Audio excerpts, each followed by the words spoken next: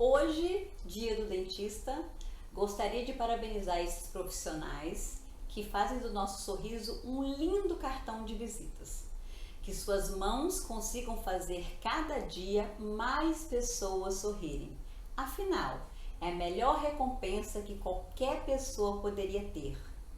E hoje, também, Dia Nacional da Saúde Bucal, estou aqui com a doutora Mariela Almeida, que veio na corretora para responder algumas perguntas dos nossos seguidores. Pode passar para os nossos seguidores, Mariela, qual é a sua profissão na área dentística, né? Bom, eu sou a Mariela, né? Sou dentista há 16 anos, me formei em julho de 2004. Eu sou especialista em ortodontia, sou especialista em DTM, dor orofacial, sou especialista em ortopedia, estou me especializando em harmonização orofacial e a minha clínica, ela conta comigo e com outros profissionais para a gente poder entregar o que tem de melhor e mais completo para os nossos pacientes. Eu tenho uma clínica aqui no Ative, Centro Empresarial, no mesmo local da corretora. Tenho uma clínica também lá na Enseada do Suá, no edifício Master Tower, em frente ao Shopping Vitória. E para mim é uma honra estar aqui podendo colaborar, né, com as pessoas que seguem vocês, com as pessoas que têm dúvidas e poder falar um pouquinho daquilo que às vezes é mito e às vezes são verdades e poder trazer mais conhecimento. Que ótimo! Fico feliz que você aceitou o convite. A primeira pergunta que eles fizeram aqui foi o seguinte: quais as doenças mais comuns que são provocadas pela falta da higiene bucal? Bom, o mais comum é a inflamação gengival, que é a tradicional gengivite, periodontite, né? Alguns conhecem como piorreia, que é quando os dentes vão inflamando, amolecendo e as pessoas perdem dentes por causa disso. Outros problemas comuns são fraturas dentárias, as pessoas comem coisas que não são indicadas, né, e tentam quebrar no dente e os dentes fraturam. Cárie é o que tem de maior recorrência, gengivite, né, inflamação gengival e cárie. Essa é a maior demanda da clínica. E as cáries surgem por quê? Em primeiro lugar é falta de higiene, né, as pessoas se alimentam e não higienizam os dentes. E quando higienizam, às vezes não higienizam por completo ou de forma correta. A gente tem que imaginar que a nossa boca é uma casa. Então não adianta simplesmente eu passar o pano de qualquer jeito no chão, que daqui a 5, 10 minutos a poeira vai voltar. Então às vezes a gente precisa arrastar os móveis, precisa deslocar as coisas e precisa ter um pouco mais de cuidado e um pouco mais de capricho, como se fosse uma faxina mesmo. Então as pessoas às vezes elas lidam com a higiene bucal como simplesmente eu vou ali, coloco uma pasta e escovo de qualquer jeito e tá limpo. E não é assim. A gente precisa ter um zelo, precisa ter um cuidado e tem cuidados específicos para isso. Quantas vezes devemos escovar o dente por dia? Bom, primeira coisa, eu vou aproveitar aqui, mito e verdade. Todo mundo acorda, escova o dente e vai tomar café. Isso não é necessário. Então já quero começar a quebrar esse paradigma de agora. Então as pessoas, elas acordam, escovam os dentes, sentam, tomam um café, levantam e vão embora. E elas não higienizam. E o correto é, todas as vezes que você se alimentou, você precisa higienizar. Ou seja, você sujou a casa, você precisa limpar ela. Então, comeu, escovou. Seja uma fruta, seja uma castanha, seja o seu almoço, a sua janta, o seu lanche, o seu cafezinho com açúcar, porque o açúcar é o maior vilão e o maior combustível para que as bactérias produzam cárie. É verdade que um problema dental pode provocar doenças cardíacas? Bom, isso é um mito. Provocar uma doença cardíaca, não. Mas ela pode potencializar um paciente que tem uma doença cardíaca, onde ele tem essa consciência, e aquelas pessoas que não sabem que tem uma doença cardíaca. Ou seja, o exemplo do Beto Carreiro, que todo mundo conhece na mídia. O Beto Carreiro morreu de endocardite bacteriana, uma infecção generalizada. Existem pessoas que, quando crianças, sentem uma febre alta sem explicação. Não é garganta, não é dente, e ela pode ter pegado uma bactéria, endocardite bacteriana. Ou seja, a bactéria ela entra, ela se encosta no endocárdio, que é o tecido que envolve o coração, e ele enfraquece esse coração. Então, quando o paciente é submetido a qualquer procedimento invasivo, seja em dentista, seja um ralado no joelho, é uma porta aberta para a bactéria poder entrar, se alojar, e se ela encontrar um tecido fragilizado, ela vai causar uma doença ou uma infecção generalizada. Isso leva à morte, e leva rápido, ainda mais com as bactérias que estão hoje em dia. Então ele faz um procedimento na boca, mas para a bactéria chegar aí para o coração é porque esse procedimento não foi bem tratado? Não, significa que o paciente tem, por exemplo, uma escovação errada. Eu, por exemplo, posso ter almoçado, não escovei meus dentes de forma correta, lanchei, não escovei, à noite eu já tenho uma pequena inflamação gengival sem perceber. E aí isso aí já é uma porta aberta para a bactéria entrar na corrente sanguínea e causar uma infecção generalizada. Nossa. Então, a evolução disso vai depender da sua imunidade, da sua qualidade de vida, do seu grau de saúde. Então, quanto mais debilitada a pessoa é, mais fácil é para disseminar tudo isso. Em quanto tempo devemos consultar um dentista? A ANS, que é a Associação Nacional, de Saúde a nível de Brasil, ela recomenda de 6 em 6 meses. Mas, dependendo do histórico bucal do paciente, ele tem que vir de acordo com a recomendação do seu dentista. Então, tem alguns pacientes que têm algumas condições bucais e ele precisa vir ao dentista a cada 3 meses. Tem pacientes que estão em tratamento odontológico, como por exemplo a minha especialidade de ortodontia, ele necessita vir mensalmente. A falta de consulta dele não é só para não trocar uma borrachinha ou porque ele deixou de fazer uma manutenção. Ele pode estar desenvolvendo doenças, problemas, e ele não sabe disso. Ele acha que é simplesmente vir trocar uma borrachinha. Mas ele pode estar com uma inflamação, ele pode gerar uma infecção, uma perda dentária, uma lesão na sua saúde, como a gente falou da endocardite bacteriana. Existem outras doenças, que podem ser afetadas por conta desse veículo de acesso da boca com o seu sistema imunológico. Então, o ideal é no mínimo de 6 em 6 meses. E aí, nessa visita, o seu dentista vai te orientar quando vai ser o seu próximo retorno. Como escolher a pasta de dente ou o fio dental? Tem essa escolha? Tem. Pasta de dente vai muito pela classificação de idade. Então, as crianças devem procurar um pediatra, e o pediatra da criança, de acordo com a necessidade bucal, ele vai orientar a mãe a usar a pasta com flúor, a pasta sem flúor. A pasta de criança tem uma concentração diferenciada da pasta de adulto, ela tem uma concentração maior de flúor, porque o dente está erupcionando e a criança ela precisa de uma concentração maior para deixar esse dente forte, esse dente estruturado.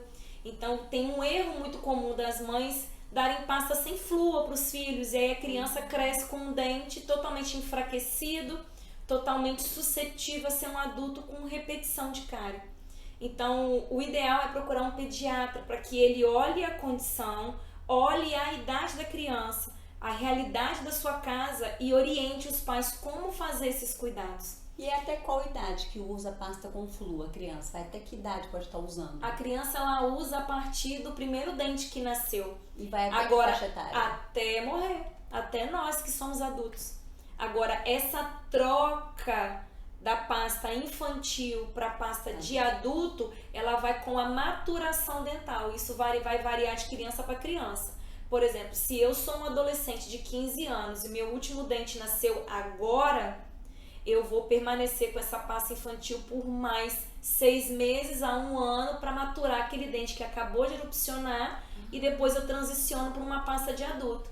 E eu vejo muitos pais introduzindo pasta de adulto em crianças, que a criança acha gostosa, porque ele acha bonito, porque o pai e a mãe é um rapaz, o homem, aí quer um menininho sendo um rapazinho, e aí acha bonitinho. Então, essas coisas têm que ser de acordo com a orientação do seu dentista.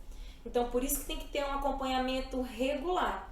Agora, pasta de dente, ela tem que ter acima de 1.450 ppm de flúor. Então, quando você olha, passa lá no rótulo, tem a quantidade exata. Vou passar a olhar agora quando eu vou comprar pasta de dente. E, pelo amor de Deus, clareamento, gente, é no consultório. Não existe pasta que clareie o seu dente. ela tem um pigmento azul que com essas lâmpadas vai refletir um branco maior e isso mancha o dente. Ela tem um monte de bicarbonato que corrói e desgasta o seu dente. Então, clareamento é em casa ou no consultório sob orientação de um dentista. Então, pasta, ela é a mais simples possível, branca, sem cor, para não dar manchamento, não dar pigmento nos dentes, não pigmentar a placa. Então, quanto mais simples você for, mais resultado você vai ter.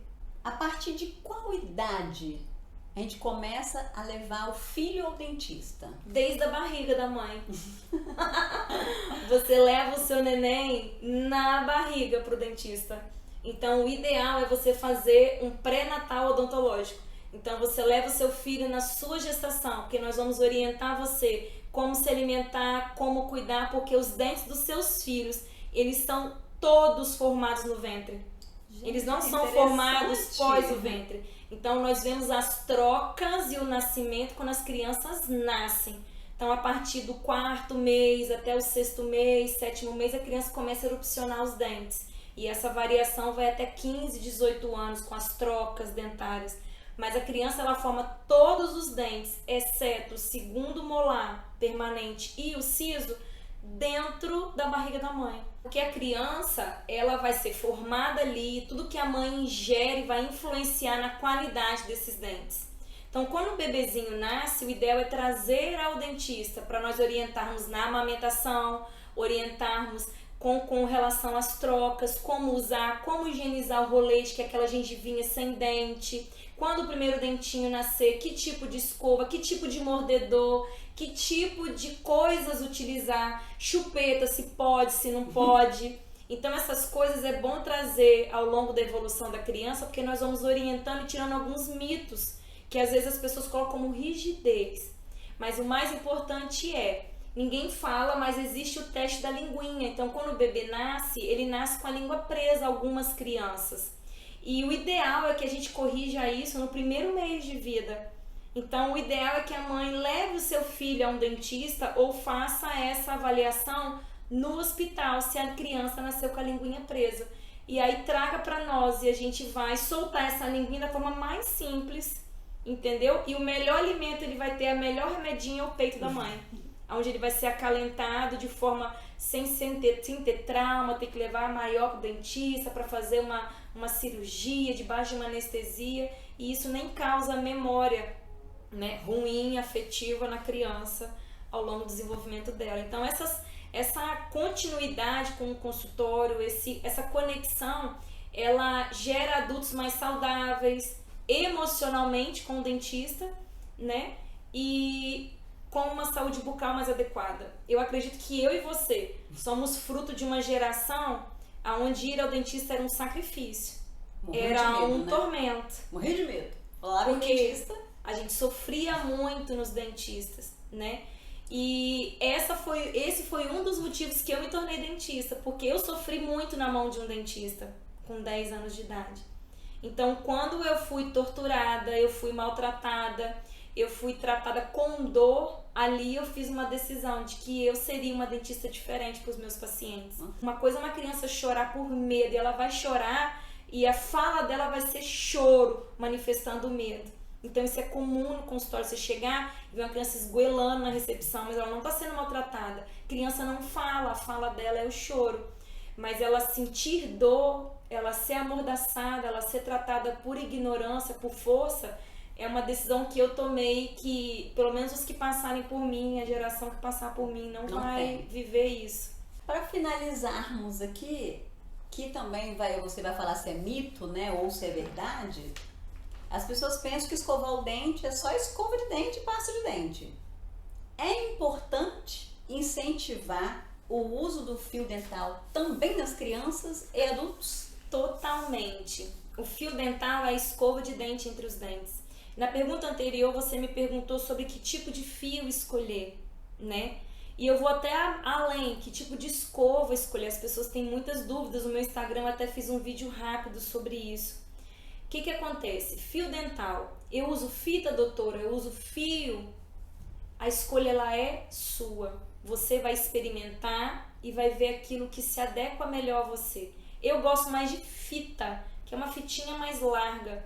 Eu tenho pacientes que gostam de fio, um fio fininho. O que interessa é introduzir entre os dentes, higienizar o dentinho vizinho, higienizar o amiguinho e remover. Se você tem uma restauração, remova puxando, não remova sacando, para não sacar suas restaurações, né? Mas a escova de dente, ela não acessa a sua gengiva lá dentro no sulco e nem entre os seus dentes. Então, escovar dente e não passar fio dental é a mesma coisa que você entrar no chuveiro para tomar banho e não lavar sua cabeça nunca mais, ela vai feder.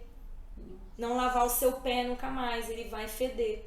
Só que na boca, pior do que dar mau odor é você gerar alimento para a bactéria comer o seu dente, né? E ela corroer, causar esse processo comer que a gente fala de desmineralização e ter uma cárie. É isso e o que causa o tártaro? Também, porque você deixa resto de alimento ali, ele vai calcificar, porque a saliva, ela tem esse poder de transformar pelo pH aquela coisa que é maciça em algo mais rígido e fixar na superfície do esmalte. Além disso, vai dar o crescimento de placa, inflamação e todo o processo da doença periodontal. Então, o fio dental, ele é essencial para que você não tenha cárie entre os seus dentes. Escovar o dente, não passar o fio dental. É a mesma coisa que você limpar a sua casa e não arrastar os móveis nunca mais na vida. Vai estar sujo lá. Escova de dente, sempre a menor cabeça que você puder utilizar e a cerda mais macia, para você acessar as áreas mais laterais, né? Porque os dentes, a nossa boca tem uma curvatura. Tem dentes lá atrás, como o siso, que é o último dente, o terceiro molar. Então, quanto menor a cabeça e mais macio, você acessa mais regiões e você consegue ter uma qualidade melhor na higienização da sua boca. Adorei todas as respostas que você deu. Acredito que todos os nossos seguidores vão adorar ouvir, descobrir o que é mito, o que é verdade. E o mais importante que você passou é que a higiene bucal, ela é essencial, ela é tudo. Principalmente nesse tempo de Covid. Quando você cria inflamações na sua boca, você está levando para o seu organismo várias memórias de inflamação e debilitando o seu sistema imunológico. Então não adianta suplementar com todas as coisas do mundo, vitamina, ivermectina, zinco, magnésio, essas coisas todas que as pessoas estão fazendo, se você não higieniza sua boca. Você está deixando o seu corpo inflamado. Então ele vai muito mais excretar isso do que absorver. Então a boca é o principal local de limpeza, né? Principal. E tem alguns estudos que falam que cada dente da gente relaciona a um órgão do nosso corpo. Então o mau posicionamento dele, o mau cuidado com ele, você vai gerar reflexos em órgãos do seu corpo. Então tem muitas coisas que é mais que uma boca, né? Um dente bem posicionado, um dente bem cuidado, um dente na sua função natural, ela vai gerar para o seu corpo inteiro uma função mais correta e mais natural. É muito mais do que simplesmente um sorriso. E eu vejo as pessoas em busca de estética. E dente é muito mais do que um sorriso bonito. Dente, ele pode te gerar apneia, ele pode te gerar bruxismo, ele pode te gerar várias doenças físicas. Então, a boca é muito mais.